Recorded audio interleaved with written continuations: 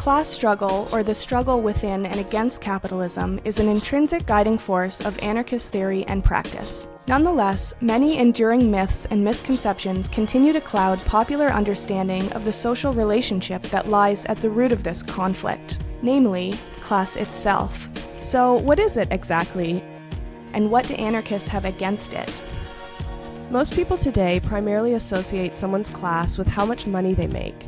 And while it's true that the size of a person's bank account is generally a good indication of their class position, this oversimplified definition tends to obscure the way that class actually operates, on both an individual and social level, while masking its inherently antagonistic nature. A more accurate way of defining class would be to say that it's a hierarchical social relationship characterized by exploitation and anchored through an interconnected, state-based system of laws governing the ownership of property. Or, to put it more simply, class is a way of organizing people according to who owns what. Of course, both hierarchy and exploitation have been around far longer than capitalism. From the priest-kings of Mesopotamia's earliest city-states to the Roman Empire and its gradual disintegration into medieval feudalism, human civilizations have always been ruled by a small elite who've ensured the highest concentration of wealth and prestige for themselves. The rise of capitalism displaced early feudal systems of social and economic control, such as the divine right of kings in Europe and the mandate of heaven in imperial China, replacing these outdated superstitions with new, more sophisticated social myths based on the sanctity of private property and the unquestioned domination of the free market.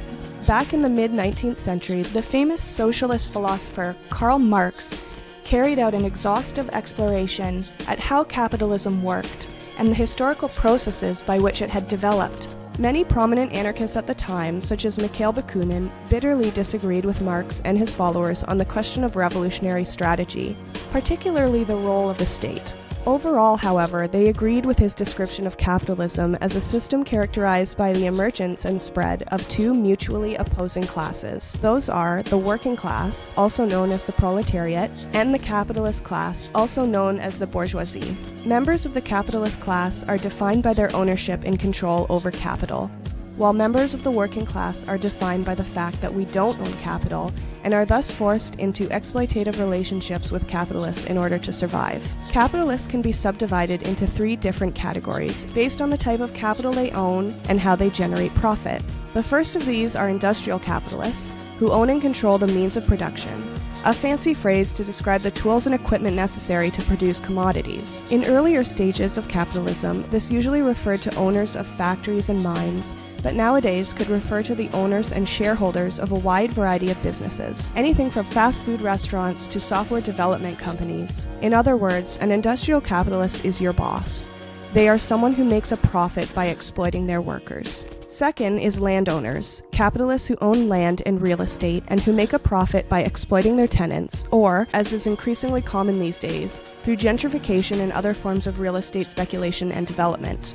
And finally, financial capitalists, who make a profit by loaning money at interest. This could be anyone from small pawn shops and payday loan centers, all the way up to the globe-spanning banks who loan money to other capitalists and even governments. The shift towards neoliberal capitalism, beginning in the 1970s, saw financial capitalists massively expand their influence over the global economy. This expansion has allowed them to ramp up their direct exploitation of the working class through the introduction of new household debt instruments, such as personal credit cards, student loans, and subprime mortgages. Over the years, the character of class exploitation has transformed as capitalism has evolved.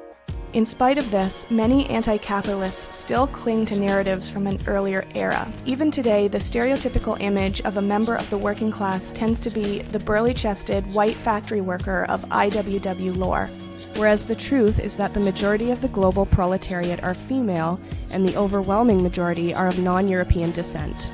Yet even as capitalism has changed, the essential elements of the class relationship remain the same. It's pretty well understood that the working and capitalist classes have mutually opposing interests. The less our bosses pay us, and the more our landlords charge us rent, the more profit they make, and the poorer we get. What's less understood, however, is that capitalist laws of universal competition and constant growth create and shape internal divisions within each class.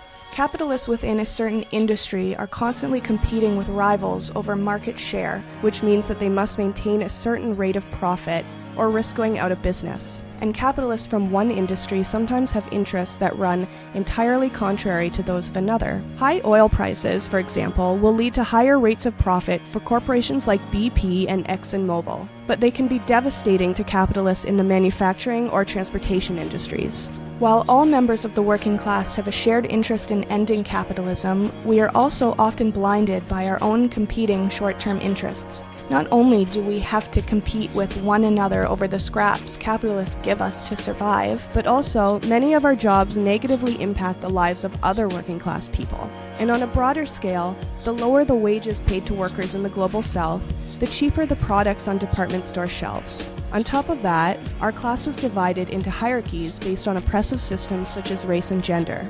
Women, for instance, are often doubly exploited under capitalism, and that we are expected to perform unpaid reproductive labor, such as cooking, cleaning, and raising children, while simultaneously being paid less than our male counterparts at work. The role of the state is to manage the economy in a way that balances the interests of competing segments of the capitalist class, while protecting them all from the threat of working class revolution.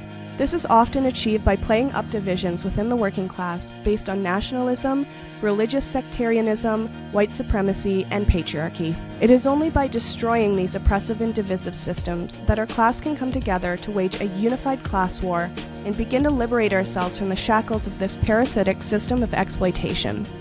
We will only cease to be slaves when together we seize everything.